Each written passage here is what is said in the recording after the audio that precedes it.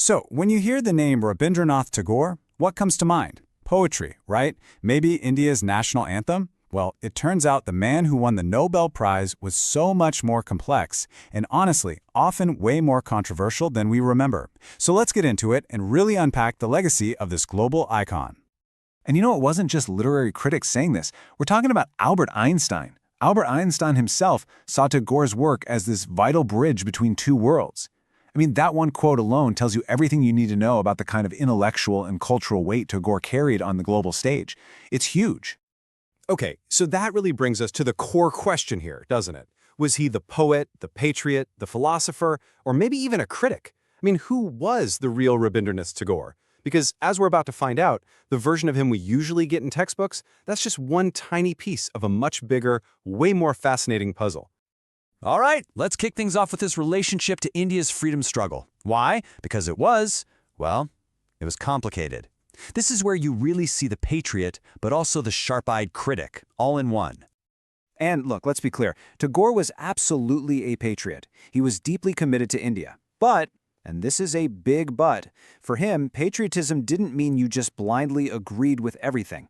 In fact, he had some really profound disagreements with the main leaders of the nationalist movement. Yeah, including Gandhi. And this timeline right here, it just perfectly illustrates that complicated stance. You know, you look at 1905, during the partition of Bengal, and there he is, right in the thick of it, writing these incredible songs like Amar Sonar Bangla to fire up a sense of unity. Fast forward to 1919, after the horrific Jallianwala Bagh massacre, he makes this incredibly powerful statement by renouncing his British knighthood. A huge deal. But then, just a year later, he's openly opposing Gandhi's non-cooperation movement. Why? Because he was terrified it would just unleash hate and violence. See? He was a patriot who followed his conscience, not a party line. So this table really breaks it down for us, the core of their disagreement. On one side, you have the Indian National Congress, and they're focused on these big practical tools, mass economic boycotts of British goods, but Tagore's approach was completely different. Sure, he supported self-reliance, but he was fundamentally against boycotting Western ideas. For him, real freedom had to be intellectual and spiritual first, not just political. And that very belief, it leads us straight into his most challenging and maybe his most relevant idea for us today, his radical critique of nationalism itself. So first, let's get a handle on what he was pushing back against. The main idea at the time was what we call political nationalism. The goal was simple, Swaraj or self-rule. And the way to get there was by building a strong, self-sufficient, and politically independent Indian nation. This was the vision, the engine driving the whole freedom movement. And then you have Tagore, and he says this: nationalism is another name of subjugation and appropriation. Wow. I mean, for him, nationalism wasn't the answer. It was actually part of the problem. He saw it as this Western idea that almost always led to aggression, competition, and ultimately crushing the individual.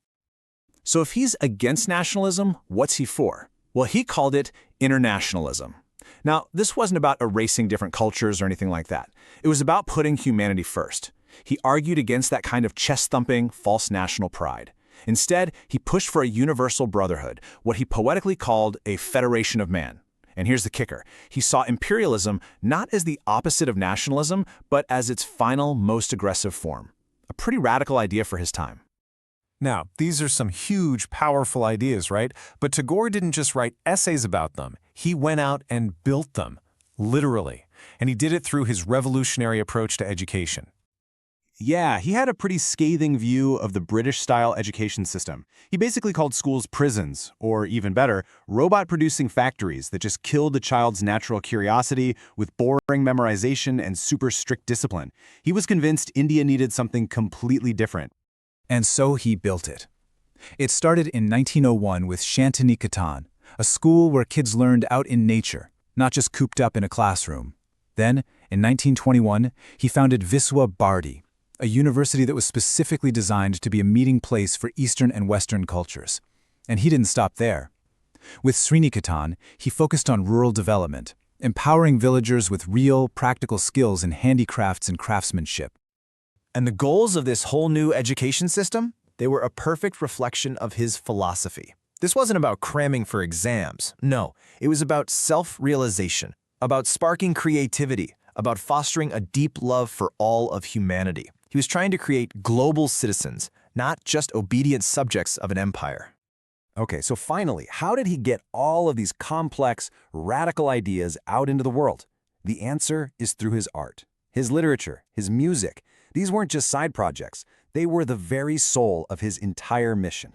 Let's just start with this number, 2,232. Just let that sink in for a second. That's how many songs he composed. This incredible body of work, known as Rabindranath Sangeet, is an entire universe of its own. It explores every single human emotion you can think of, from patriotism and devotion to heartbreak and love.